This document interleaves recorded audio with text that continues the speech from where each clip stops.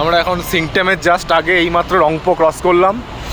এখানে আমরা একটু ব্রেকফাস্ট করব, তারপরে ডিকচু যাব। ওইদিকে রাস্তা খারাপ আছে, বাইকাররা সব যাচ্ছে। আমাদের গাড়ি এখানে পার্কিং। হোটেলটা ভালো, দামটা বেশি একটু। আর আমাদের এখানে বসার জায়গা। এখানে একটা শিবের মূর্তি আছে বড়।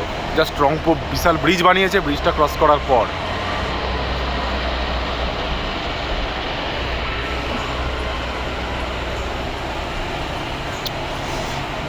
বসার জায়গা, নিচে তিস্তা যাচ্ছে। ডিকচু যাওয়ার পথে আমাদের ব্রেক, একটু মিক্স চাউ নিয়েছি